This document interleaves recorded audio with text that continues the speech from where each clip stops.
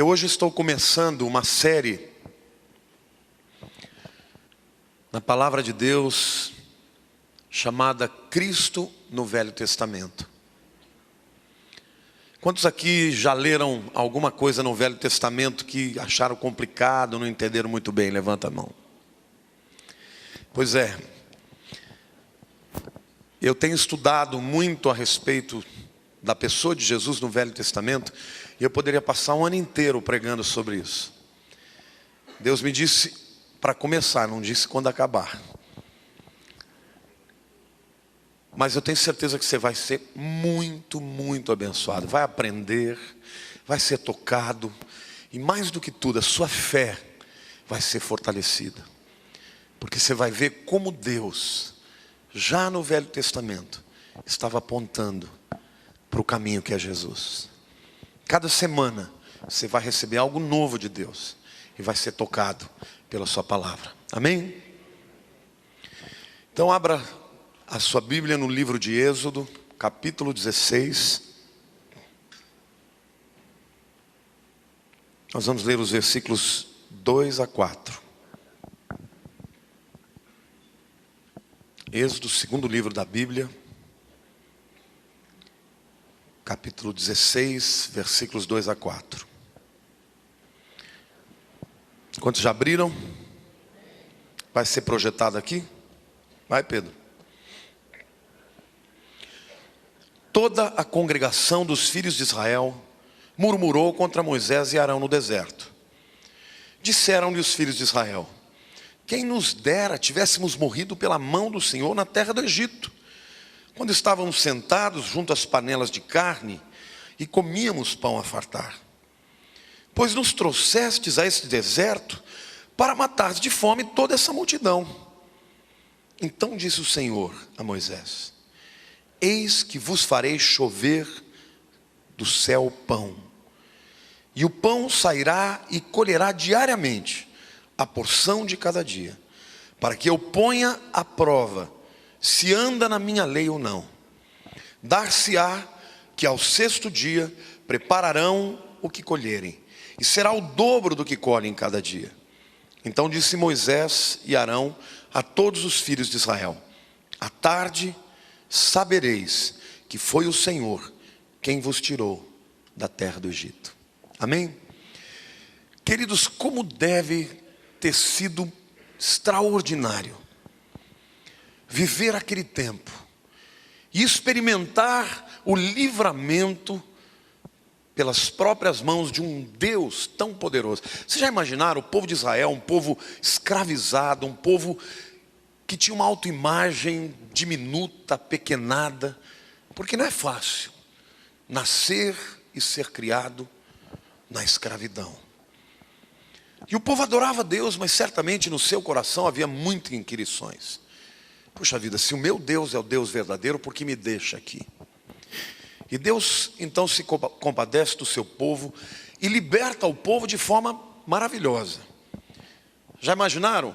Moisés vem e fala: queridos, se preparem, porque amanhã haverá uma multiplicação de rãs por toda a terra do Egito.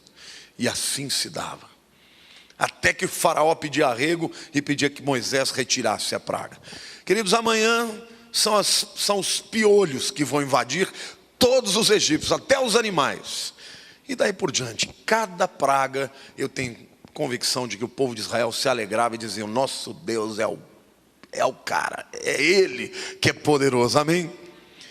Isso culmina com o livramento, a libertação, e o povo atravessa o Mar Vermelho, e tudo que Deus estava fazendo até então era grandioso, de proporções, hollywoodianas, dignas de um filme de Hollywood. Mas de repente o povo atravessa o mar, deixa para trás o cativeiro, deixa para trás o Egito, e agora eles olham para o lado, o que eles veem? Areia, areia e areia. Naquele deserto não tinha nada, além de um sol causticante e de areia. E o povo então começou a ficar indignado, porque afinal de contas nunca tinham vivido aquela circunstância. Era um povo livre, Porém, o que eles tinham dominado? Nada além de um deserto. E começaram a murmurar contra Deus e contra Moisés e Arão. Se eu fosse Deus, me indignaria, porque afinal de contas, depois de todas aquelas manifestações do poder, será que ele não merecia um bocadinho de fé? Mas não, o povo estava dizendo, escuta, se fosse para morrer aqui, por que não deixou a gente morrer lá no Egito? Pelo menos lá a gente estava perto das panelas, pelo menos lá a gente comia pão até se fartar.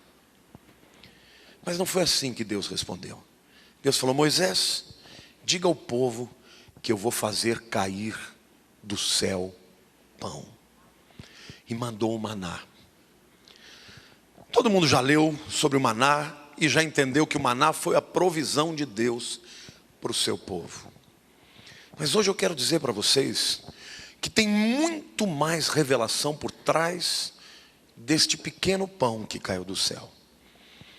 A manifestação da glória de Deus agora não era através de trovões e raios e saraivadas de fogo, mas de um pequeno pão que todas as madrugadas caía do céu para a terra, para que pudesse alimentar o povo. Diga para a pessoa do teu lado, tem muito mais atrás desse maná que você já imaginou. Eu quero começar fazendo uma pergunta para vocês aqui. O que o maná representa? O que o maná representa? Alimento? O que mais? Provisão? É o pão do céu, o alimento. Mas o que é o maná? Diga a pessoa do teu lado, o maná é Jesus. Pastor, você não está forçando o texto, não? Abra sua Bíblia lá no Evangelho de João, capítulo 6, versos 32 a 35. João capítulo 6, versos 32 a 35. Replicou-lhes Jesus, em verdade vos digo, não foi Moisés quem vos deu o pão do céu. O verdadeiro pão do céu é meu Pai quem dá. Porque o pão de Deus é o que desce do céu e dá vida ao mundo. Então lhe disseram, Senhor, dá-nos sempre desse pão. Declarou-lhes, pois, Jesus, eu sou o pão da vida. O que vem a mim jamais terá fome. E o que crê em mim jamais terá sede. Amém ou não? Jesus é o pão da vida que veio dos céus. E ele disse, não foi Moisés que vos deu o pão. É o meu Pai que deu. E o pão do céu é aquele que desce e dá vida aos homens. Aí os discípulos disseram, mas então Jesus, nós queremos desse pão. Dá-nos sempre desse pão. Ele disse, eu sou o pão da vida. Quem come de mim jamais terá fome. E quem bebe jamais terá sede. Amém? Queridos, eu quero dizer para você que assim como aquele povo, vivendo no deserto, não tinha de onde tirar alimento, não tinha como sobreviver, da mesma forma, o homem sem Jesus é vazio. Você pode ter tudo na vida. As pessoas acreditam que o que vai gerar felicidade para elas é um casamento, um bom casamento. Outros acreditam que é uma vida profissional bem sucedida. Mas quantas pessoas você conhece que tem tudo? Que tem carros, que tem iates, que podem fazer a viagem que querem, que podem comprar o carro que querem, e são vazios, sem nenhuma satisfação. Quantas pessoas perderam a vida, tiraram a vida, se drogaram, procurando preencher um vazio? Eu quero te dizer que o pão de Deus que desceu do céu, Jesus é o único que pode preencher o vazio que está no seu coração. Amém ou não? Você quer receber o pão da vida hoje na sua vida? Diga eu quero. Diga eu creio. Amém. Quem comer de mim jamais terá fome. O alimento físico, depois que ele é digerido, metabolizado, volta a dar fome. Mas quem tem Jesus nunca mais vai morrer de fome espiritual. Amém? Segunda pergunta que eu quero fazer para vocês: para quem era o maná? Para quem? Para o povo de Deus. Amém ou não? Lá no Egito, terra terra dos egípcios não tinha maná. Eles atravessaram o mar e o maná começou a cair. Lá no deserto só tinha o povo de Deus. Passaram 40 anos comendo pão que caía dos céus. Quando cruzaram o Jordão e entraram na terra de Canaã, o maná cessou. Diga assim para a pessoa do teu lado: Jesus não é para qualquer um, não. Ele veio para todos, mas para se alimentar dele, precisa ser dele. Para muita gente, Jesus é um grande mestre. Tem gente que se admira dele. Tem gente que diz como Jesus foi maravilhoso, foi um grande filântropo, foi um homem de bem, foi um homem que mudou a história da humanidade, mas sempre olhando como alguém de fora. Mas para o povo de Israel, Deus estava mandando o maná. Vejam o que a palavra de Deus diz. Em Mateus 1:21 diz assim: ela dará luz a um filho, e lhe porás o nome de Jesus, porque ele salvará o seu povo, diga o seu povo, dos pecados deles. O maná, que é Jesus, que traz salvação, só vai salvar para quem se entregar. Não é para todo mundo. Há muitos teólogos que conhecem muito sobre a Bíblia, mas nunca tiveram uma experiência com Jesus. Mas tem muita gente aqui que não sabe nem um milésimo desses teólogos, mas já experimentaram do maná, e por isso são salvos. Amém? Você pode aplaudir o Senhor, você pode dizer: eu creio, eu tomo posse, eu me aproprio desse pão. Amém? Aleluia. Agora, como esse maná deve ser apropriado? Eu estou fazendo essa pergunta porque lá no deserto os hebreus num certo momento começaram a murmurar, e o Senhor mandou algumas serpentes venenosas, e as serpentes vinham e mordiam os hebreus. Eles começaram a morrer. Então Moisés, orientado por Deus, erege uma serpente de bronze, e todo mundo que para ela olhasse não morria mais. Bastava olhar para a serpente. Mas do maná não. O maná tinha que comer, tinha que provar. Diga para a pessoa do teu lado: de Jesus tem que provar. Quantos aqui já tiveram uma experiência com o Senhor aqui algum dia? Quantos aqui já sentiram um dia aquele desejo de se entregar, se render e dizer: vem para a minha vida? Quantos já fizeram isso? Querido, você comeu o pão do céu, você comeu do maná que dá vida eterna para todo aquele que nele crê. Amém? Então a primeira maneira de se apropriar é invocando, é introjetando, é comendo, é ingerindo. Notem que todos esses verbos que eu usei falam de ações de chamar para dentro. Invocar é chamar para dentro, ingerir é gerir dentro, não é isso? Introjetar é colocar para dentro. Com Jesus é assim, não basta olhar para o maná, tem que comer. Amém?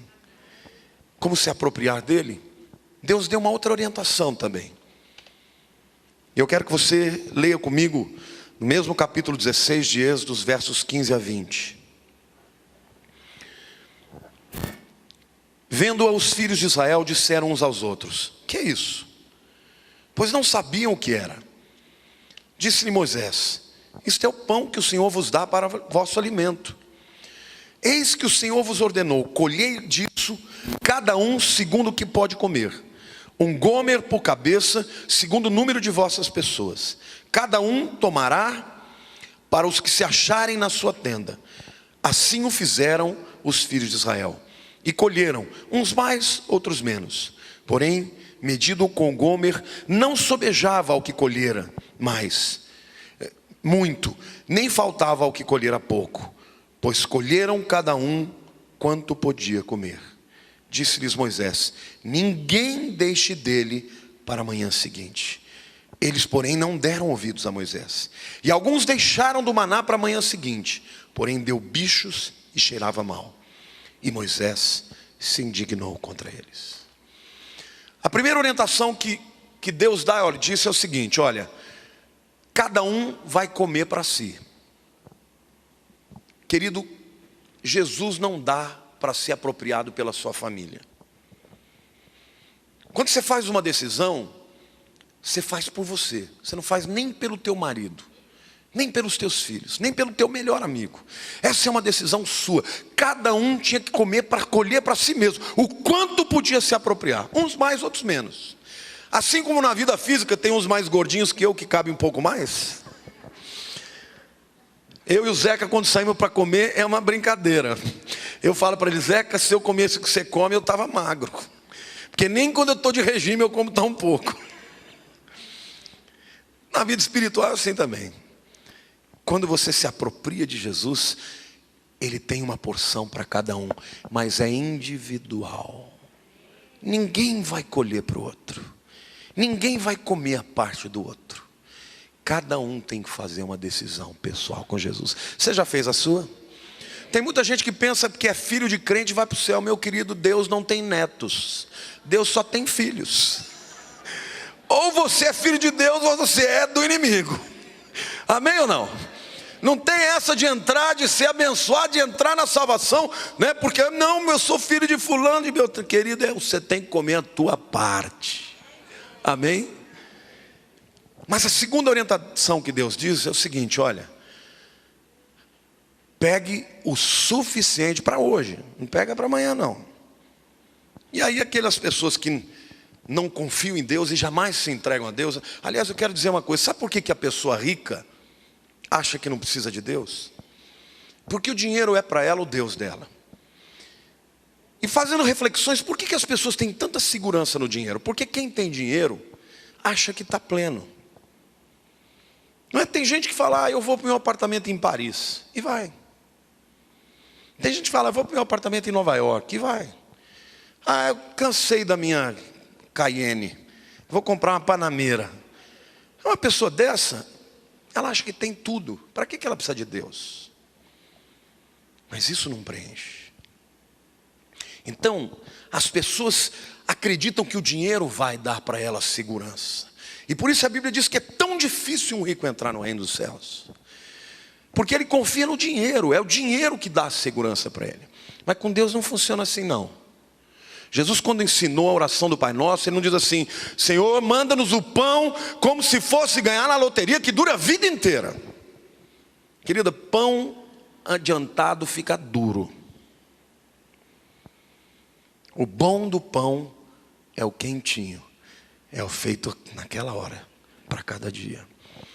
Se você quer se relacionar com Deus, saiba de uma coisa: você vai ter que aprender não viver perigosamente, mas viver pela fé. Deus mandou hoje, vai mandar amanhã também. Amém ou não? Tem muita gente que fica incomodado quando tem só o suficiente para hoje. Querido, se você tem o suficiente para hoje, confie em Deus, porque jamais vai faltar, porque Ele nunca deixou de ser fiel. Amém? E quando nós nos entregamos para Ele, é que nós reconhecemos que vale a pena depender dEle. Agora, no meio daqueles judeus, alguns que estavam lá disseram: não, será? Vai que, né? Vai que o maná não cai, vou guardar um pouquinho. Sabe o que aconteceu? Apodreceu, juntou bicho. Porque quis guardar o que não pôde comer. Tem muito crente vivendo de experiências do passado. Eu vou contar uma bênção, irmãos. Há 20 anos atrás, Jesus me curou. Querido, esse maná já apodreceu faz muito tempo. Deus está querendo que você experimente hoje, o maná de hoje. Deus quer dar uma experiência para você hoje. Deus quer te dar um milagre hoje, quer te suprir hoje, quer te abençoar hoje. Mas isso é para aqueles que creem, para aqueles que dependem e se rendem ao Senhor. Amém ou não? Tem muita gente que ao invés de buscar mais a Deus, fica buscando uma situação financeira melhor. Querido, vai ficar tudo para o anticristo. Vai ficar tudo para o anticristo. Então, se Deus está te dando prosperidade e abundância, abençoe quem tem menos. Porque essa é a razão de ter muito. Não é para você estar seguro não, é para você glorificar e honrar a Deus com os seus dons, mas semear em quem tem menos. Agora a tua fé e a tua confiança, a tua segurança está em Deus. Porque o que mandou o maná hoje, vai mandar amanhã também. E o Senhor me manda te dizer hoje: amanhã tem mais. Amanhã tem mais. Depois da manhã tem mais. Não fique aí se preocupando. Ai, mas o meu dinheiro na conta está acabando. Querido, vai ter momentos que você vai ter muito, vai ter momentos que você vai ter menos. Mas o que vai mudar na tua vida é você comer o maná todos os dias. E a cada dia ter uma nova experiência com o Senhor. E dizer: hoje o Senhor me tornou pleno. Eu estou satisfeito. Diga para a pessoa do teu lado: maná é para cada um. E é para todo dia. Em quarto lugar, eu quero fazer outra pergunta para vocês. Como é que era o maná? A Bíblia diz que o maná era branco. Que o maná era doce. E que o maná caiu dos céus. Primeira verdade que eu quero te compartilhar contigo. O maná caiu do céu, é sobrenatural. No deserto não nascia nem grama rasteira. Na vida da gente, espiritualmente falando, não podemos produzir nada se não for no sobrenatural. A vida com Jesus é uma vida de sobrenatural. Jesus muitas vezes testou as pessoas. Certa vez Jesus tirou uma folguinha. Sabe que a Bíblia fala que Jesus tirou um tempo para descansar. A única vez que fala na Bíblia é que ele saiu para descansar. Ele foi e atravessou a fronteira e foi para a Síria. E os discípulos foram com ele e ficaram em volta dele para não deixar ninguém chegar. E naquele lugar chegou uma mulher desesperada, pedindo que ele curasse a filha dela que estava endemoniada. E Jesus olhou para ela, ouviu aquele barulheiro, aquela mulher insistente. Falou: não, mas eu não vim ensinar para os filhos de Israel. Eu não vou dar o pão dos filhos para os cachorrinhos. Ela falou: não, mas até os cachorrinhos comem das migalhas que caem da mesa. Se eu não posso ter a bênção de filho, eu quero a migalha, eu quero a beiradinha da bênção, eu quero a migalha. Porque a migalha que o Senhor tem é o suficiente para mim. E Jesus falou assim: nunca foi visto em Israel uma fé como essa mulher. E curou a filha dela. Jesus é Senhor do céu e da terra. Ele veio do céu, querido. A provisão de que você necessita é sobrenatural. Você não está enxergando de onde vem. As circunstâncias são adversas. O que está à sua volta é só areia e pó, e nada nasce dali. Às vezes você olha para a tua vida e fala: não vou conseguir, eu não tenho o equipamento necessário, eu não tenho a preparação necessária. Querido, olha para o alto, de onde virá o meu socorro? O meu socorro vem do Senhor, que fez os céus e a terra, e o maná virá para a tua vida, e ele é sobrenatural. Aplauda o Senhor, diga: eu creio.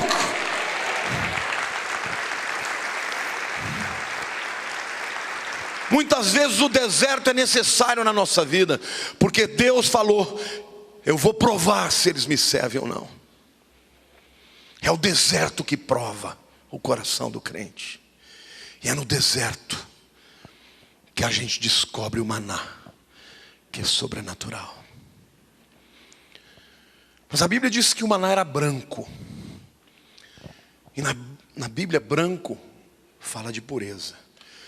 Paulo escreve na carta aos Hebreus, capítulo 7, verso 26, e diz o seguinte: com efeito nos convinha um sumo sacerdote como este, santo e inculpável, sem mácula, separado dos pecadores e feito mais alto do que os céus. E lá em Marcos capítulo 9, quando os discípulos estão com Jesus no monte e de repente ele começa a se transfigurar, a Bíblia diz assim: as suas vestes tornaram-se resplandecentes e sobremodo brancas, como nenhum lavandeiro na terra as poderia alvejar. Diga assim: que bom que Jesus é santo. Sabe, querido, a Bíblia diz que as nossas obras para Deus são como trapo de imundície. Trapo de imundície era o pano que as mulheres usavam. Naquela época não tinha absorvente. Quando as mulheres ficavam menstruadas, elas usavam panos. E a Bíblia chama estes panos de trapo de imundície. Quando alguém tenta agradar a Deus pelas suas obras, jamais vai conseguir. Sabe por quê? Porque o padrão que Deus exige é santidade absoluta. Uma gota de sujeira num pano branco o torna impuro.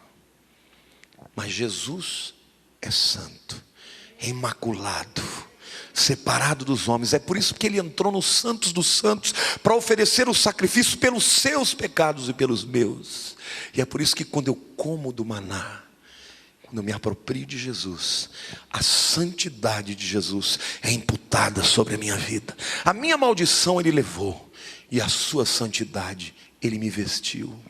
Querido, quando você aceita Jesus como seu Salvador, ele te reveste de santidade. Ele troca as suas vestes e põe vestes que são brancas. Amém? A Bíblia diz que ainda que os seus pecados sejam como escarlate, eu os tornarei mais brancos do que a neve. Aleluia!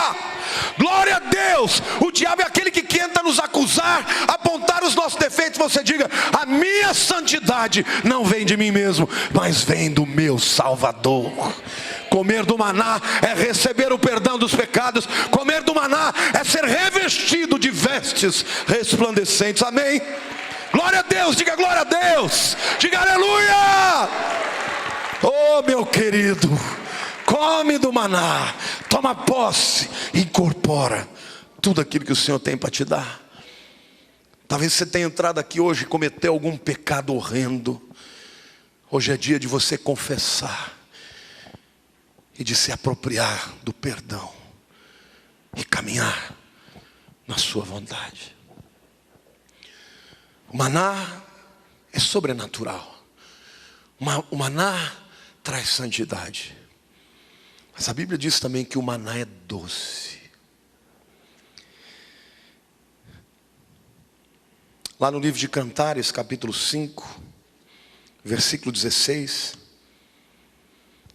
O livro de Cantares descreve o relacionamento de amor de um homem e de uma mulher, de Salomão e a sua esposa Sulamita. E aqui ela está falando do seu amado como uma mulher apaixonada. E ela diz assim: o seu falar é muitíssimo doce. Sim, ele é totalmente desejável. Tal é o meu amado, tal o meu esposo, ó filhas de Jerusalém. Mas o livro de Cantares, ele aponta para o relacionamento de Cristo com a igreja. E quem já provou de Jesus, sabe que ele é doce, que ele é totalmente desejável.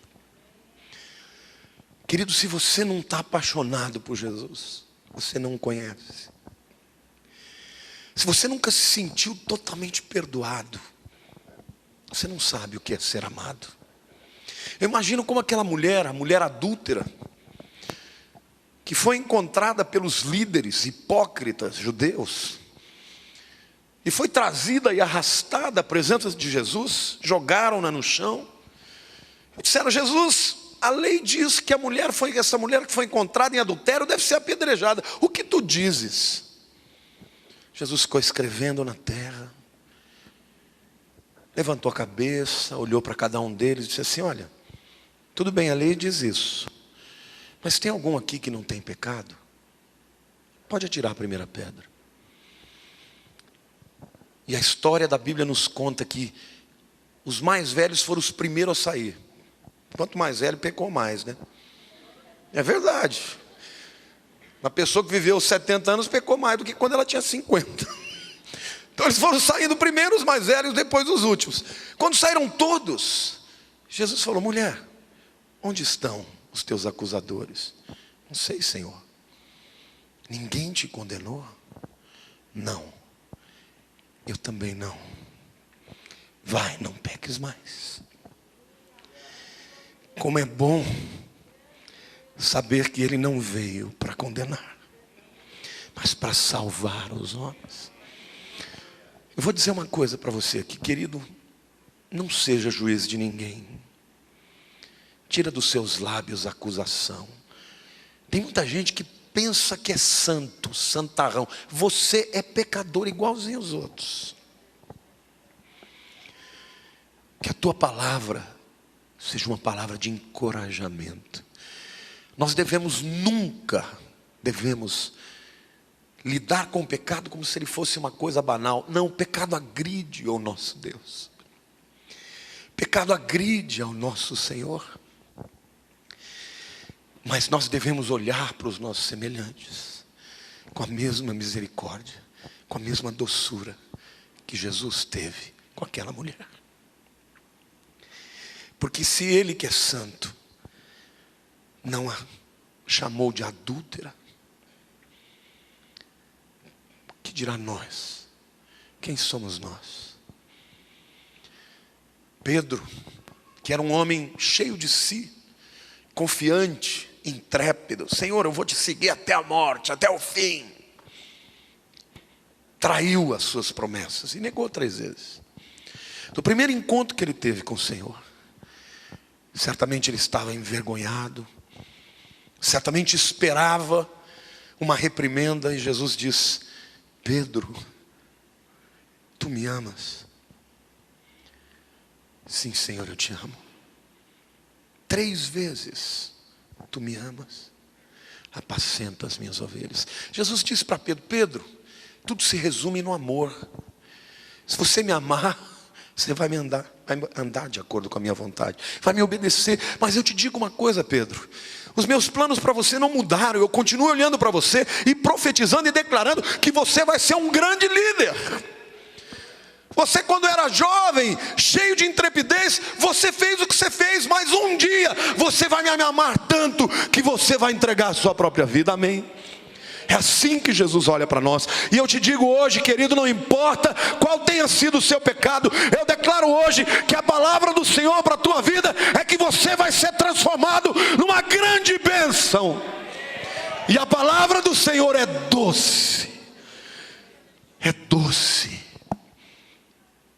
Ele te ama muito. Uma pessoa que está amarga, ela destila ódio, rancor. Mas quem come do maná, que é Jesus, tem a sua alma docificada ou adoçada. Ah, como é bom falar de Jesus. Como é bom ter uma experiência com Jesus. Hoje eu já tive uma experiência com Ele. Hoje eu já o busquei. Hoje Ele me visitou. E hoje Ele quer te visitar, te encher a tua vida de esperança. Talvez você tenha entrado aqui até querendo acabar com a sua vida, mas o Senhor te diz hoje: meu querido, eu tenho grandes planos para a tua vida. Eu tenho grandes planos, não faça isso. O maná é doce. Ele mata a fome. Ele sacia a alma. Ele levanta o pecador. Amém? Quando o maná caiu, Números 11, verso 9, diz assim: quando de noite descia o orvalho sobre o arraial, sobre este também caía o maná. Sabe quando o maná caía? De noite, quando as pessoas estavam dormindo. Sabe, meu querido, a salvação não é pelas obras, não. Lá no Egito o povo tinha que trabalhar muito para ganhar pouco. Mas com a palavra de Deus, a Bíblia diz que a salvação é pela graça. Pela graça sois salvos, mediante a fé. Isso não vem de vós, é dom de Deus, não de obras, para que ninguém se glorie. Querido, enquanto você dorme, Deus trabalha por você. Nesta noite, quando você estava dormindo, o maná, que é Jesus, desceu sobre a sua vida, desceu sobre a sua casa. E Ele é Senhor dos senhores. O povo de Israel levantava de manhã e a refeição estava pronta. Com Jesus, nós lidamos com Deus através da graça. não é pelo teu esforço. Por que a gente obedece a Deus? Porque a gente busca a Deus? Porque nós amamos. Você já viu uma pessoa amar? Eu te amo tanto, querida. Vamos fazer o seguinte, a gente se encontra uma vez por ano. Você já viu? Um relacionamento de amor, quando você está apaixonado, você quer o quê? Todo dia. Quando eu namorava a Lilian, a gente falava 4 horas todo dia por telefone. Eu chegava da faculdade teológica 11h30, era até 3h30 da manhã. E no outro dia eu levantava às 5, porque às 6 horas eu tinha que sair de casa. Mas eu ficava naquele melo. Ah, desliga, vai. Não, desliga você. Só nessa lenga-lenga ficava mais de 1h30. A voz dele é tão maravilhosa que eu já até fiz música, né, para ela. Se você ama Jesus, você o busca porque você sente falta dele. Você sente saudade dele. Mas é pela graça. Não é pela tua força, pelo teu esforço. Amém? O maná caiu de noite. E eu quero profetizar na tua vida que hoje, nesta noite, o maná de Deus vai vir sobre a tua casa. Enquanto você estiver dormindo, a Bíblia diz que as misericórdias do Senhor são a causa de não sermos destruídos, porque as suas misericórdias se renovam a cada manhã. Nesta manhã, o maná de Deus, que é a maior fonte de misericórdia de Deus na tua vida, se renovou. Amém? Hoje você está vivo porque a graça do Senhor renovou a aliança com você. Hoje, enquanto você dormia, quando você estava completamente indefeso, o seu quarto estava repleto de anjos poderosos, guardando a tua vida, porque você é precioso para Deus. Não temo o amanhã. Quando o maná caiu, diga assim, de noite. Onde o maná caiu? Eu vou ler de novo o capítulo 11 de Números, verso 9. Quando de noite descia o orvalho sobre o arraial, sobre este também caía o maná. Onde caiu o maná? No arraial? Sim, mas aonde? Eu não ouvi. No chão? Não. Não foi isso que a Bíblia está dizendo. Leia o texto de novo, põe lá, por favor. 11:9 lá. E quando o orvalho descia de noite sobre o arraial, sobre ele descia também o maná. Aonde descia o maná? Sobre o orvalho. Quando Paulo faz uma comparação entre o primeiro Adão e o segundo Adão, o primeiro Adão é Adão mesmo, e o último Adão é Jesus. Ele diz assim lá em 1 Coríntios capítulo 15, verso 47. Ele diz assim: o primeiro homem formado da terra é terreno.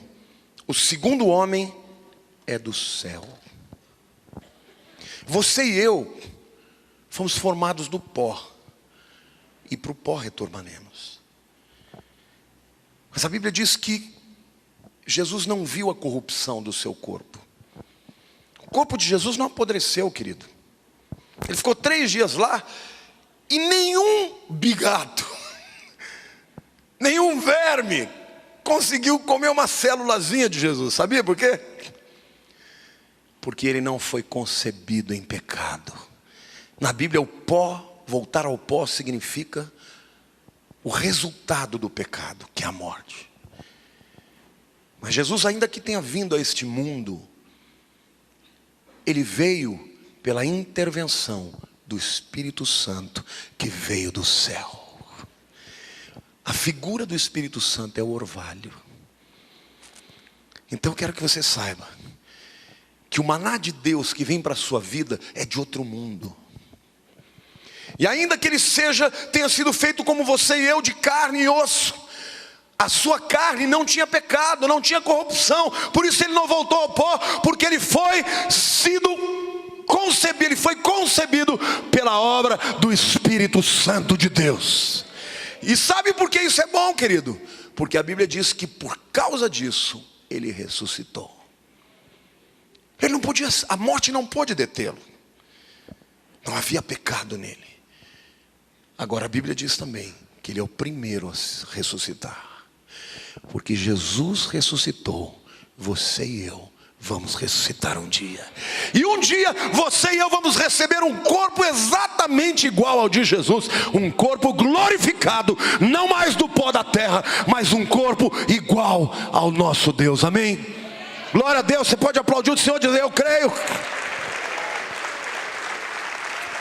Então, quando você se apropria do pão da vida que é Jesus, você recebe também uma herança. A Bíblia diz assim, que um dia nós o veremos e seremos exatamente como Ele é. Esse corpo que a cada dia morre mais, um dia vai ser revestido de imortalidade. Por isso que Paulo não temia a morte. Ele dizia: ó morte, onde está a morte? Onde está o teu aguilhão? Se Cristo não ressuscitou, é vã a nossa fé, mas Ele ressuscitou. Diga para a pessoa ao teu lado: Jesus ressuscitou. Diga: quando você come do pão da vida, você tem vida eterna. Querido, essa vida é passageira, mas nós vamos viver eternamente com o Senhor. Amém?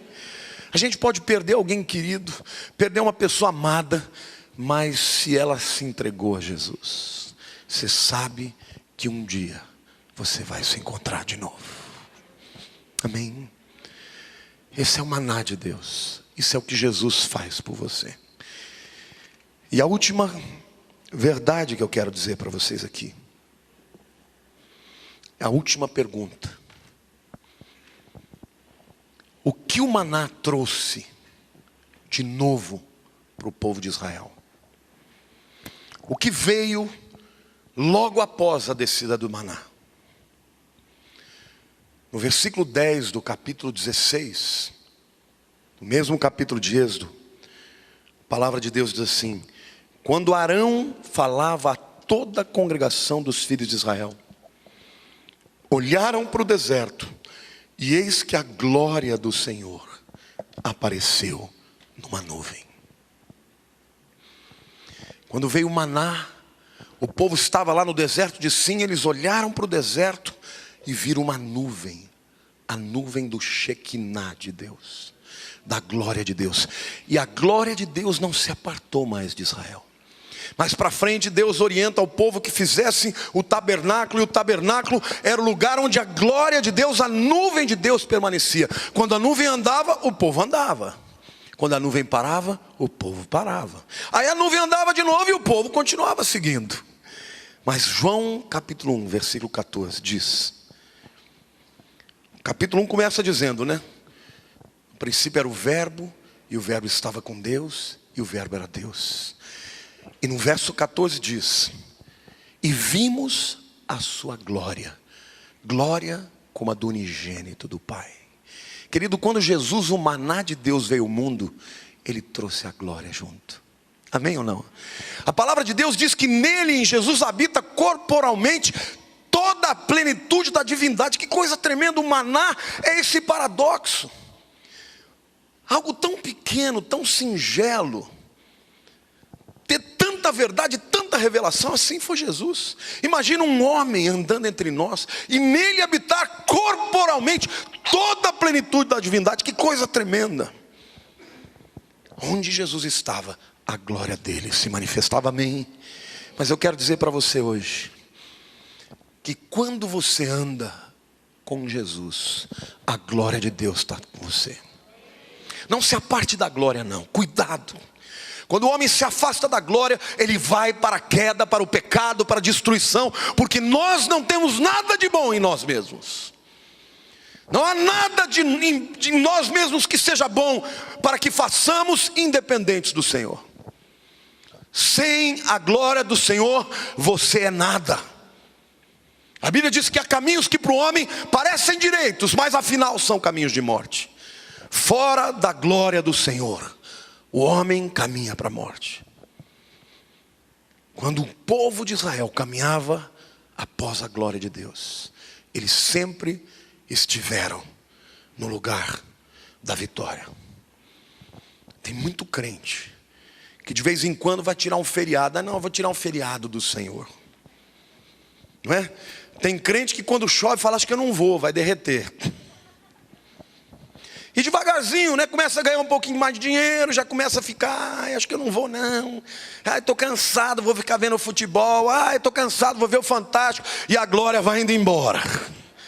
E daqui a pouco, ao invés da glória, está levando aquela vida e começa uma vida de adultério, de incredulidade. E aí quando está lá na pior, volta, ai Senhor, tem misericórdia de mim. E vimos a sua glória como a do unigênito do Pai. Querido, você quer andar em vitória? A Bíblia diz que a vereda do justo é como a luz da aurora, que brilha mais e mais até ser dia perfeito. E o sol que brilha na tua vida é o sol da justiça. E esse sol da justiça é Jesus.